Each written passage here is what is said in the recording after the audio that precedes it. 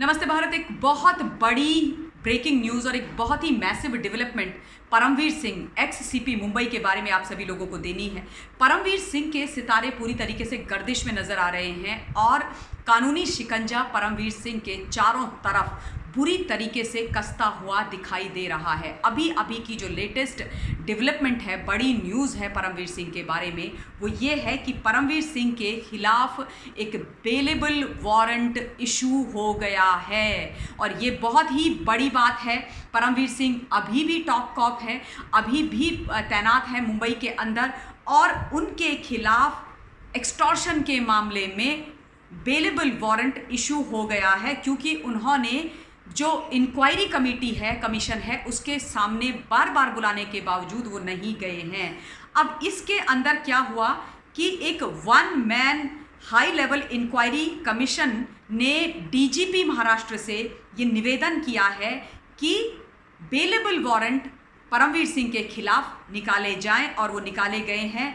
आप सब लोगों को मैं ये भी बता देती हूँ कि आप लोगों को ये याद होगा कि किस प्रकार से परमवीर सिंह के अगेंस्ट लुकआउट नोटिस भी निकाला गया था और उसके बाद ये तमाम खबरें मीडिया के अंदर आई थी कि परमवीर सिंह अपने चंडीगढ़ वाले घर से गायब हो गए, अंडरग्राउंड हो गए, उनका वो ट्रेसेबल नहीं है, उनका फ़ोन भी नॉट रीचेबल आ रहा है और इस तमाम मामले में कमीशन के सामने प्रस्तुत ना होने के लिए परमवीर सिंह के ऊपर 50,000 रुपये का एक जुर्माना भी लगाया गया था। यद्यपि परमवीर सिंह के वकील ने ये बोला है कि हमने वो जो जुर्माना है वो ऑलरेडी भर दिया है।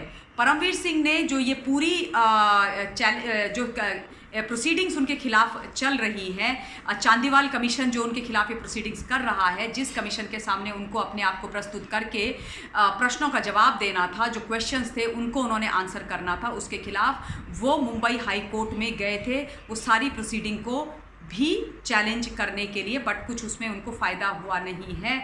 अब ये है कि बहुत बड़ी ब्रेकिंग न्यूज़ अचानक से आ गई है। आप लोगों को ये मालूम है ही कि परमवीर सिंह इस समय भी director general of Maharashtra home guard हैं।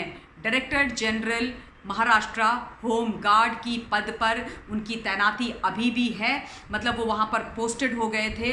सीपी मुंबई से जाने के बाद ये भी खबरें थी कि उन्होंने वो जो उनकी नई नियुक्ति थी, जो उनका नया जॉब था, जो उनकी नई अपॉइंटमेंट थी, उसको फॉर्मली कभी भी टेक ओवर नहीं किया है। आप लोग जानते हैं कि किस प्रकार से एक के बाद एक पुरानी एफआईआर्स जो परमवीर सिंह के खिलाफ थाने में जब वो कमिश्नर थे उस वक्त की भी रीओपन की गई, उनको भी खोला गया और उसके अलावा कुछ फ्रेश एफआईआर्स भी हुई।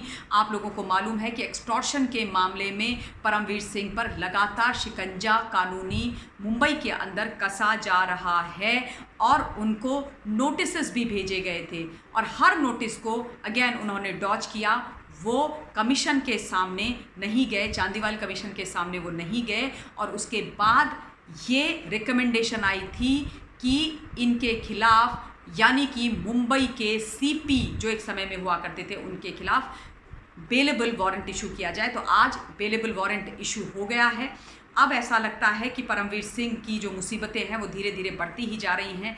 वो अपनी मुसीबतों को कम करने की कोशिश कर रहे हैं या उनसे भागने की कोशिश कर रहे हैं।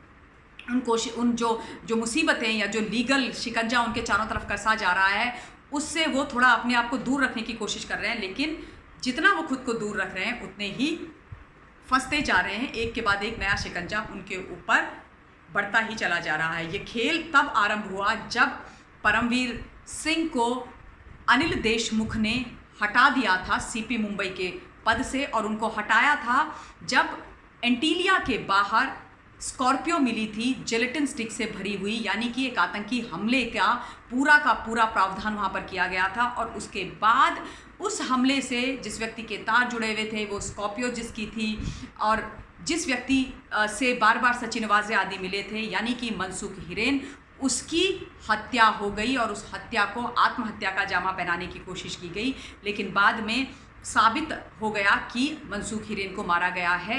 और उसी मनसूख हिरेन की हत्या और एंटीलिया बॉम्ब केस में जो चार्जशीट अभी भरी गई है, उसमें सचिन वाजे, प्रदीप शर्मा सबको सारे के सारे चार्जशीटेड हैं।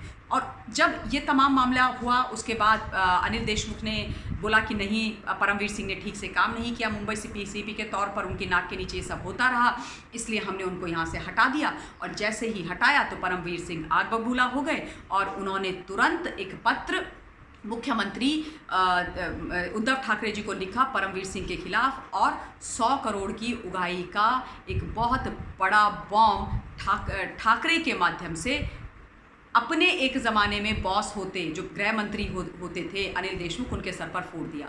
तो ये तमाशा लगातार काफ़ी समय से चल रहा है। मैंने थोड़ा सा आप लोगों की मेमोरी को ब्रशअप करने के लिए ये बैकग्राउंड बताया है।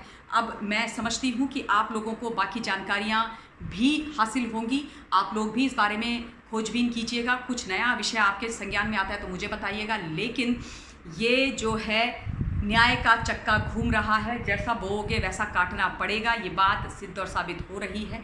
अब आप देखिए इस केस में आगे क्या होता है, क्योंकि ये केस बहुत ही अजीबोगरीब मोड़ ले चुका है।